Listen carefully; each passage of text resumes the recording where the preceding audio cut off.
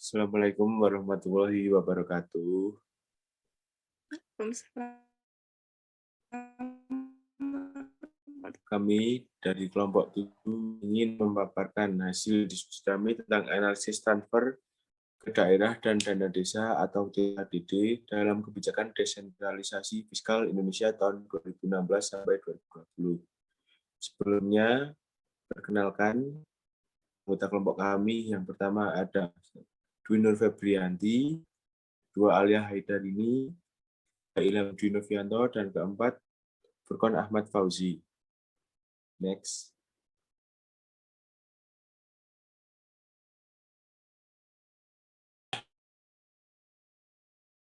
Ada 6 sub pembahasan. Yang pertama pendahuluan, 2 kajian pustaka, 3 penelitian terdahulu, 4 metode penelitian, 5 hasil dan pembahasan, dan yang terakhir atau ke-6 kesimpulan.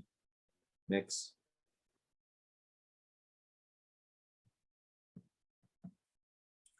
Pendahuluan. Menurut Peraturan Menteri Keuangan Indonesia, transfer ke daerah dan dana desa atau TKDD adalah bagian dari belanja negara yang dialokasikan dalam anggaran pendapatan dan belanja negara kepada daerah dan desa dalam rangka mendanai pelaksanaan urusan yang telah diserahkan kepada daerah dan desa.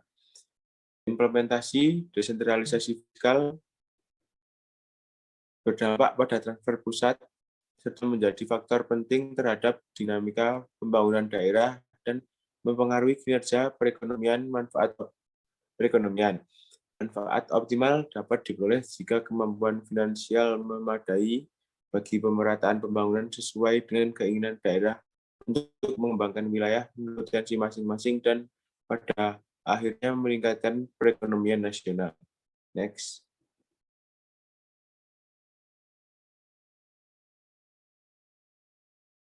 Tentunya kajian pustaka.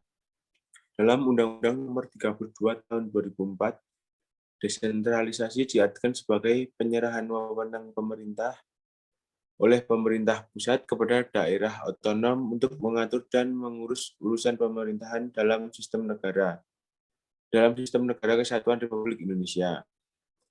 Berdasarkan pengertian tersebut, dapat disimpulkan bahwa desentralisasi merupakan pelimpahan wewenang dari pemerintah pusat kepada pemerintah daerah untuk mengatur urusan pemerintahannya. Menurut Margasmo tahun 2009 menjelaskan terdapat 5 prinsip dan tujuan dari pelaksanaan desentralisasi, yaitu mengurangi yang terjadi antara pemerintah pusat dan pemerintah daerah, vertical imbalance, dan antar daerah atau horizontal fiscal imbalance. 2. Meningkatkan kualitas publik di daerah.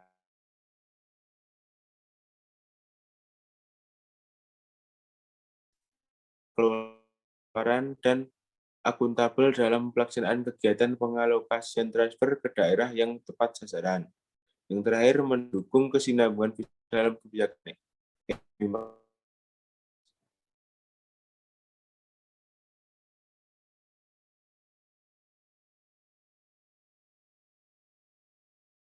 fiskal. A. Penerimaan daerah. 1. Pendapatan asli daerah atau PAD. Berdasarkan Undang-Undang Nomor 32 Tahun 2004, PAD terdiri dari pajak daerah, retribusi daerah, hasil pengelolaan daerah yang dipisahkan, dan lain-lain PAD yang sah. 2. Dana perimbangan. Dana perimbangan merupakan hasil kebijakan pemerintah pusat di bidang desentralisasi fiskal demi keseimbangan fiskal antara pusat dan daerah, yang terdiri dari dana bagi hasil atau pajak dan sumber daya alam, dana alokasi umum atau DAU, dana alokasi khusus atau DAK. B. Pengeluaran pemerintah. Menurut M. Suparko tahun 1994, pengeluaran pemerintah dapat dibedakan menjadi sektor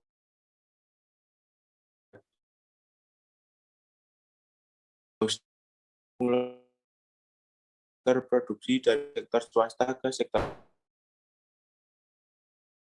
yaitu pengeluaran untuk memindahkan daya beli dari unit ekonomi satu ke unit ekonomi yang lain dan menyerahkan keputusan tersebut pada unit terakhir.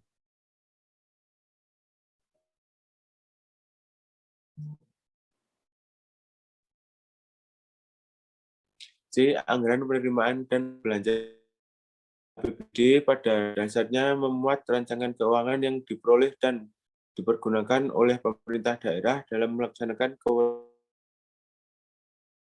urusan pemerintah dan pelayanan umum selama 1 tahun anggaran. Ya, selanjutnya akan disampaikan oleh Mbak Alia Hidarini. Silakan. Saya Alia Hidarini akan melanjutkan pembahasan yang sebelumnya sudah dibacakan oleh Mas Ilham. Selanjutnya yaitu transfer ke daerah dan dana desa atau TKDD. Transfer ke daerah dan dana desa atau TKDD adalah bagian dari belanja negara yang dialokasikan dalam anggaran pendapatan dan belanja negara kepada daerah dan desa dalam rangka mendanai pelaksanaan urusan yang telah diserahkan kepada daerah dan desa. TKDD sendiri terdiri dari dana perimbangan, dana insentif daerah atau DID, dana otonomi khusus atau OTSUS, dan dana keistimewaan daerah istimewa Yogyakarta, serta dana desa. Selanjutnya yaitu penelitian terdahulu. Menurut penelitian Edward Hart tahun 2016 dengan judul penelitian Perimbangan Keuangan Antara Pemerintah Pusat dengan Pemerintah Daerah dalam Pengelolaan Keuangan Daerah, hasil penelitian menunjukkan bahwa penguatan kapasitas fiskal daerah adalah sejalan dengan otonomi daerah. Kebijakan hubungan atau perimbangan keuangan antara pusat dan daerah yang saat ini dilaksanakan oleh pemerintah merupakan kebijakan dalam rangka peningkatan kapasitas daerah dalam pelayanan masyarakat. Di lain pihak juga merupakan upaya memberikan hak dan kewajiban sebagai daerah otonom untuk mengelola keuangan yang sudah menjadi tanggung jawabnya. Kebijakan ini dijalankan seiring dengan kebijakan penyelenggara pemerintahan daerah dengan spirit money follows function. Selanjutnya yaitu penelitian Isto Widodo tahun 2017 dengan judul penelitiannya yaitu Dana Desa dan Demokrasi dalam Perspektif Desentralisasi Fiskal. Dalam penelitian tersebut, beliau menjelaskan mengenai lemahnya kapasitas demokrasi desa yang mengakibatkan lemahnya kualitas pemerintahan sebagai sebab dari berbagai ketidaksesuaian antara harapan dan tujuan dalam penyaluran dana desa tersebut. Hasil penelitian menunjukkan bahwa program dana desa memberikan dampak yang kurang optimal bagi masyarakat secara umum. Sebaliknya, dana desa justru menjadi pemicu bagi munculnya masalah-masalah politik dan pemerintahan di Desa Bajo. Penyebabnya adalah lemahnya kapasitas demokrasi yang disebabkan oleh faktor internal dan eksternal, yaitu budaya politik, kerangka perundang-undangan, pengaruh aktor dan institusi politik pemerintahan di atas desa. Selanjutnya yaitu penelitian oleh Lilis Rosita tahun 2017 dengan judul penelitiannya yaitu pengaruh desentralisasi fiskal terhadap transfer pemerintah pusat dan implikasinya terhadap disparitas pendapatan. Studi kasus pada 33 pemerintah provinsi di Indonesia.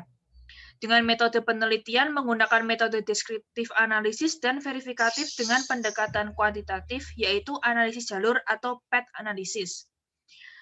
Hasil dari penelitian tersebut menunjukkan bahwa desentralisasi fiskal berpengaruh terhadap disparitas pendapatan, yang mana transfer pemerintah pusat menjadi penghubung di antara kedua variabel tersebut.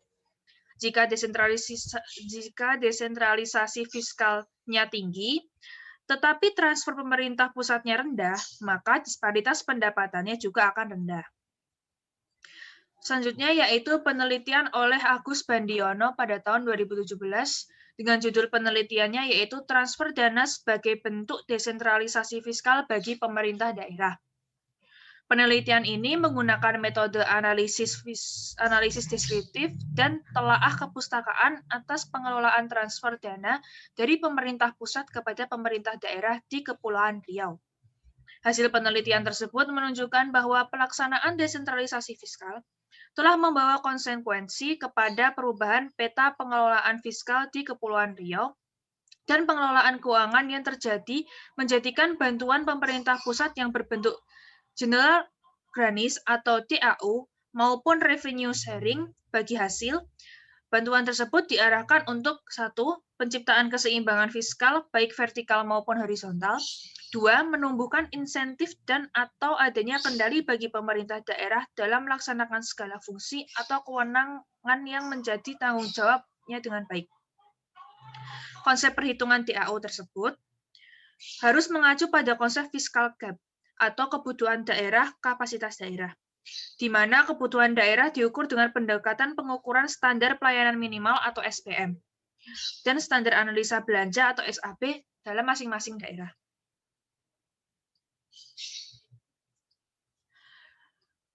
Selanjutnya yaitu metode penelitian.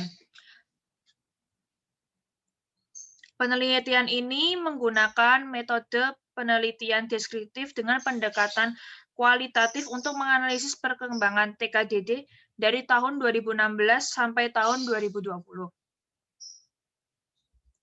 Data yang digunakan dalam penelitian ini adalah data sekunder secara keseluruhan. Data yang didapat merupakan data-data dari berbagai jenis literatur, baik berupa dokumen, artikel, maupun arsip. Data yang terkumpul kemudian diolah untuk digunakan dalam kepentingan dan tujuan penelitian. Data yang dikumpulkan bersumber dari nota keuangan APBN Kementerian Keuangan.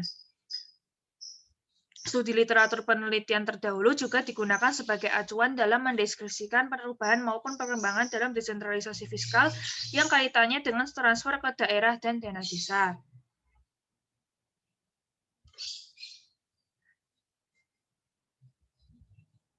Selanjutnya akan dibacakan oleh Mbak Dwi Nur Febriati. Kemudian slide selanjutnya yaitu hasil dan pembahasan. Hasil dan pembahasan dalam penelitian ini yaitu pentingnya dana transfer dan perkembangan transfer ke daerah dan dana desa atau TKDD negara Indonesia tahun 2016 sampai 2020.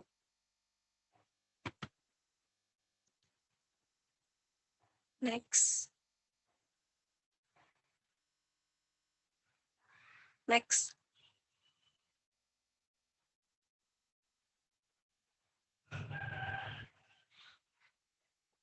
Yang pertama, pentingnya dana transfer.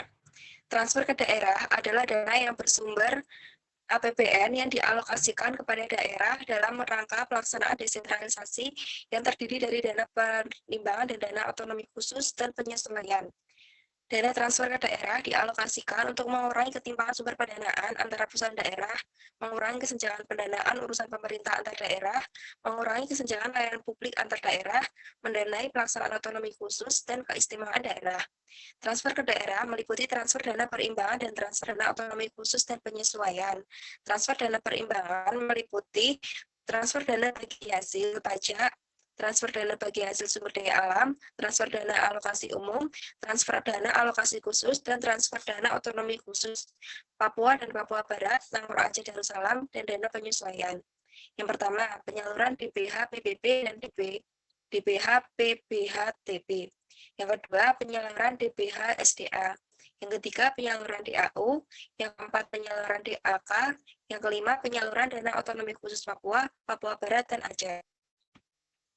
Next.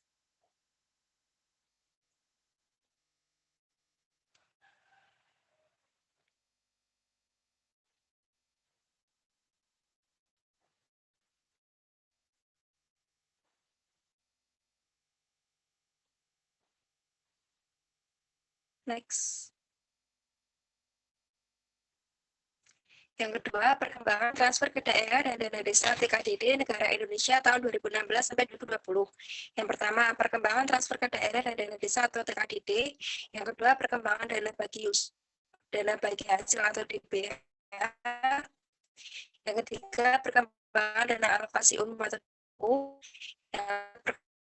Dana alokasi khusus fisik, yang keenam perkembangan dana alokasi khusus non fisik, yang keenam perkembangan dana insentif daerah, perkembangan dana otonomi khusus dan dana keistimewaan DIY, yang kedelapan perkembangan dana desa dan dana desa atau TKDD.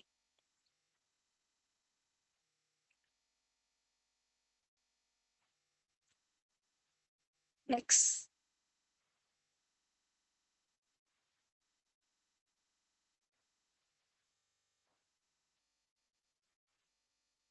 Perkembangan berdasarkan grafik tersebut dapat dilihat bahwa anggaran TKDD selama tahun 2016 sampai 2019 cenderung selalu meningkat tahunnya dengan rata-rata pertumbuhan mencapai 6% per tahun, yaitu dari Rp 710.256,9 miliar pada tahun 2019 meningkat menjadi 812,973,4 miliar pada tahun 2019. Peningkatan tersebut disebabkan antara lain oleh satu, perubahan PDN neto dan rasio alokasi DAU terhadap PDN neto.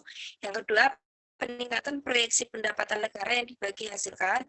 Yang ketiga, peningkatan fisik terutama karena adanya kebijakan untuk mendorong percepatan pembangunan infrastruktur dasar. Dan keempat, adanya kenaikan target sasaran dan satuan biaya untuk BOS dan menabung adanya kebijakan baru pemerintah, BOP pendidikan kesetaraan, dana pelayanan kewisataan, dan lainnya.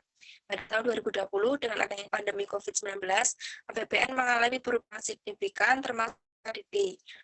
Pertumbuhannya sebesar 6% dari tahun sebelumnya. Kemudian untuk rancangan tahun 2021 diperkirakan akan naik sebesar 4,2%.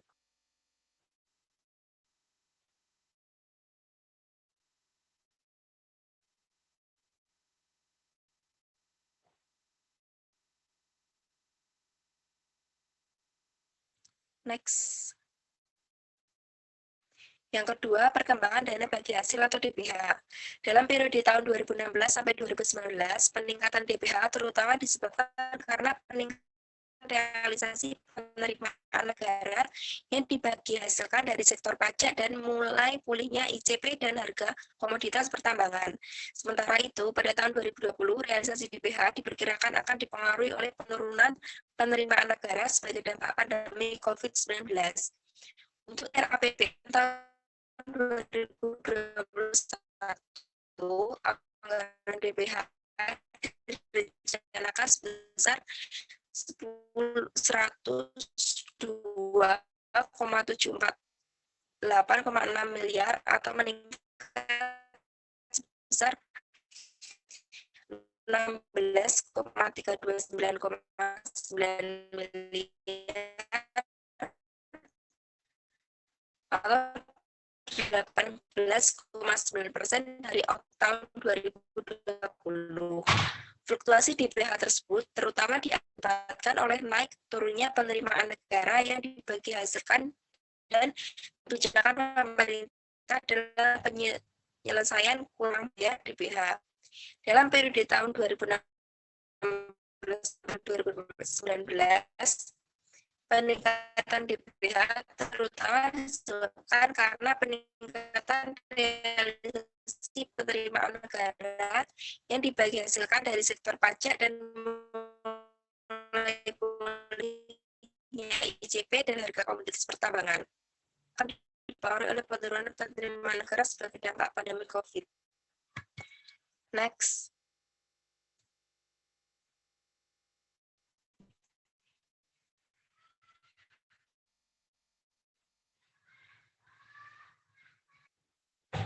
Next.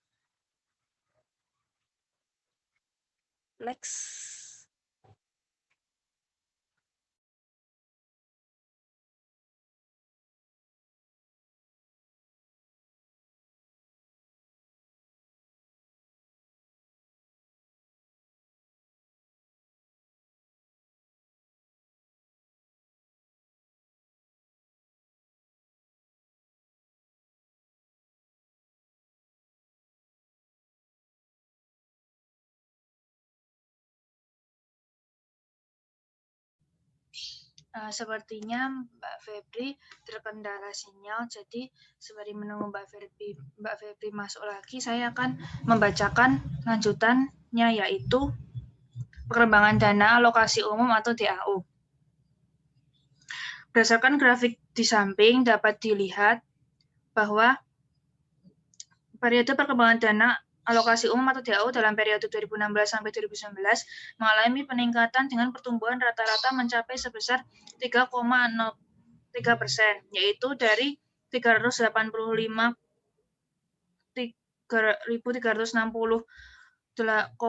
miliar dalam tahun 2016 menjadi 420.910,2 miliar pada tahun 2019. Tetapi pada tahun 2020 mengalami penurunan.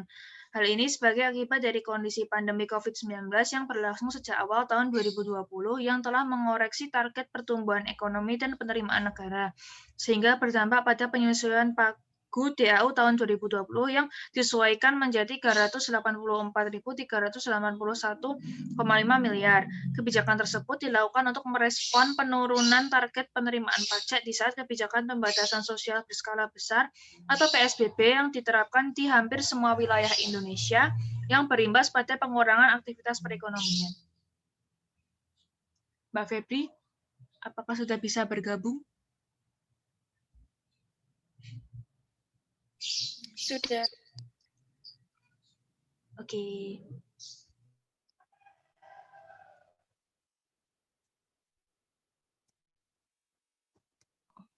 Oke. Yang selanjutnya yaitu perkembangan dana alokasi khusus fisik. Ya, dalam perkembangan dana alokasi khusus fisik ini dapat dilihat dalam grafik, yaitu periode 2016 sampai 2019 mengalami penurunan rata-rata sebesar 5,2%, yaitu dari Rp 75.207,5 miliar pada tahun 2016 menjadi 165,7 miliar pada tahun 2019.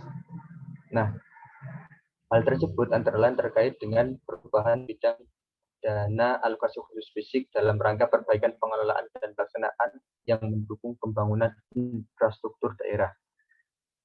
Dan mulai tahun 2019 dilakukan pengintegrasian beberapa bidang DAK fisik seperti program pencegahan stunting yang mengintegrasikan tiga bidang, yaitu bidang kesehatan, air minum, dan sanitasi.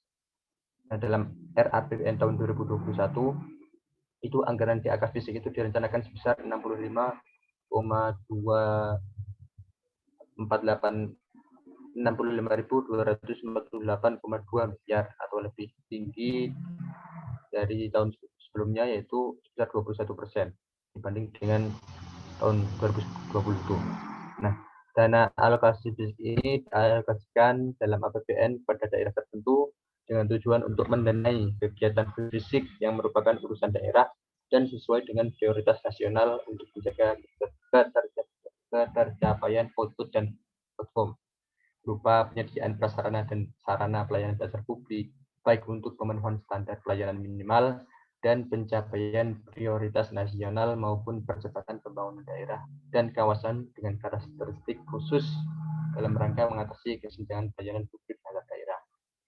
Ya, next. Kemudian yang selanjutnya yaitu perkembangan dana alokasi khusus non fisik. Nah, dalam perkembangan dana alokasi khusus non fisik ini dapat dilihat bahwa dari tahun 2016 sampai 2020 mengalami peningkatan sekitar 16,9 miliar dari yang semula 88,7 miliar 5,6 miliar. Jadi pada tahun 2019 DAK ini mengalami peningkatan kembali. Peningkatan tersebut sebesar 6,9 miliar yang semula DAK di tahun 2018 115,3 miliar, meningkat menjadi 122,2 miliar. Nah, grafik di atas juga menunjukkan bahwa RAPBN tahun 2021 yang direncanakan sebesar 131,2 miliar lebih tinggi dari tahun 2020 yang sebesar 128,8 miliar. Hal tersebut terjadi karena adanya memfokuskan kembali sasaran pada beberapa jenis DAK non fisik yang diiringi dengan adanya penambahan jenis dana baru. Next. Nah, untuk yang selanjutnya itu perkembangan dana insentif daerah. Dalam perkembangan dana insentif daerah atau DID ini selalu mengalami peningkatan dari tahun 2016 sampai 2020. Jadi pada tahun 2016 itu terjadi peningkatan sebesar 2,5 triliun yang semula sebesar 5,0 triliun. Nah, pada tahun 2017 meningkat menjadi 7,5 triliun. Kemudian di tahun 2020 merupakan peningkatan terbesar selama 5 tahun terakhir. Hal itu disebabkan karena adanya dampak dari pandemi COVID yang melanda negara Indonesia. Jadi dalam menanggapi adanya pandemi COVID-19 pada tahun 2020 dan mendukung peningkatan produktivitas dan mendorong transformasi ekonomi, dilakukan terobosan dalam bentuk pengalokasian BID berdasarkan kinerja tahun berjalan. Oke, next.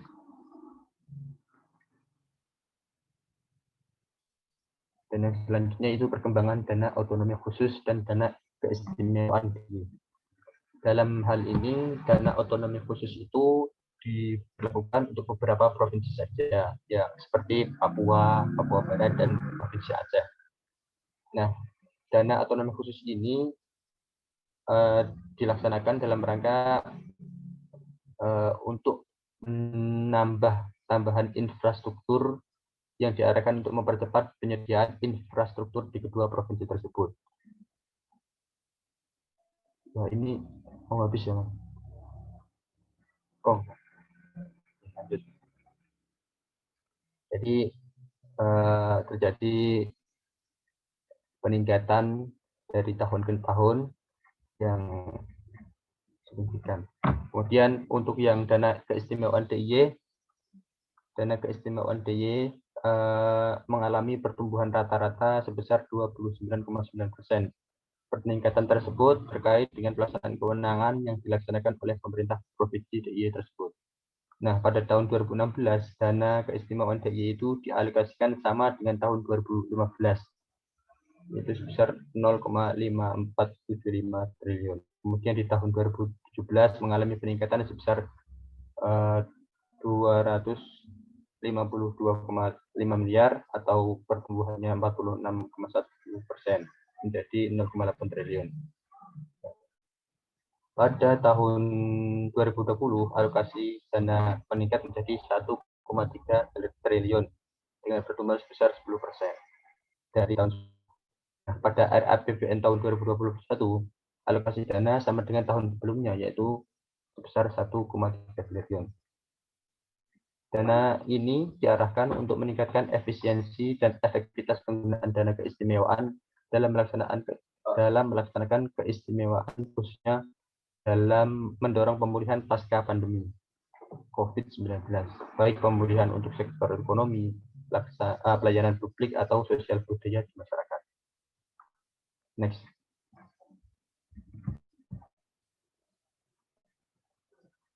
Yang selanjutnya itu perkembangan dana desa. Dalam dana desa ini, pemerintah mengalokasikan dana desa dengan tujuan agar desa mempunyai sumber pendapatan yang memadai untuk mendanai kewenangan yang diberikan kepada desa, terutama kewenangan berdasarkan hak asal-usul dan kewenangan lokal berskala desa. Dana desa ini dialokasikan ke setiap desa dari tahun ke tahun yang terus mengalami peningkatan. Nah, di tahun 2016, pemerintah mengalokasikan sebesar 46,7 triliun, kemudian di tahun 2017 mengalami peningkatan sebesar 13,1 triliun atau 28%, dengan alokasi dana sebesar 59,8 triliun. Nah, pada tahun 2020, seperti dilihat di alokasi dana desa, diberikan sebesar 71,2 triliun, dan perkembangan 2% dibanding tahun sebelumnya. Pada tahun 2021, RAPBN mengalokasikan dana sebesar 72,0 triliun. Nah, untuk pemanfaatan dana desa itu sendiri dari tahun 2016 ditujukan pada upaya untuk mengentaskan kemiskinan, mengurangi ketimpangan pelayanan dasar antar desa, memajukan perekonomian desa, meningkatkan taraf hidup masyarakat, dan sebagai respon penanganan pandemi COVID-19. Next. Jadi dari pemaparan dari kelompok kami dapat disimpulkan bahwa penentuan desentralisasi fiskal pada setiap daerah memiliki besaran berbeda-beda tergantung jumlah penduduk dan luas wilayah masing-masing. Maka pemerintah menggunakan 3 perlakuan, yaitu yang pertama berdasarkan formula, di mana sesuai alokasi dan kewenangan dari pemerintah pusat. Kemudian yang kedua yaitu berdasarkan daerah penghasil, di mana sumber dana dibagikan sesuai besaran dari yang dihasilkan oleh daerah itu sendiri. Dan yang ketiga yaitu berdasarkan kinerja, di mana dana diberikan untuk daerah dengan kinerja yang bagus sesuai dengan ketentuan. Nah, desentralisasi fiskal menuntut kemandirian daerah dalam mengelola dan mendanai pembangunan daerah, baik berupa output yang dapat dilihat dari peningkatan kualitas pelayanan publik, pertumbuhan ekonomi masyarakat, dan fleksibilitas program pembangunan, maupun output yang dapat ditujukan pada peningkatan partisipasi masyarakat dan efektivitas pelaksanaan koordinasinya. Dari kebijakan desentralisasi fiskal di Indonesia pada tahun 2016 sampai 2020, rata-rata terjadi peningkatan anggaran dana yang disalurkan. Pada DBH yang mengalami pertumbuhan rata-rata mencapai 4,7% per tahun, kemudian dana alokasi umum tumbuh sebesar 3% per tahun, dana alokasi khusus non fisik meningkat dengan rata-rata 9,7% per tahun, dana inisiatif daerah yang mengalami peningkatan terutama tahun 2020 dengan peningkatan terbesar selama 5 tahun terakhir, dana otsus dan dana keistimewaan DIY meningkat rata-rata 25,3% per tahun, dan dana desa yang mengalami peningkatan rata-rata 10%. Sementara DAK fisik atau dana alokasi khusus fisik ini mengalami penurunan sendiri, yaitu sebesar 5,2% per tahun dari tahun 2016 sampai 2019. Nah, dalam hal ini 2020 menjadi tahun yang paling berbeda dalam penganggaran TKDD yang dikeluarkan karena adanya COVID-19. Saya kembalikan kepada Mas Ilham.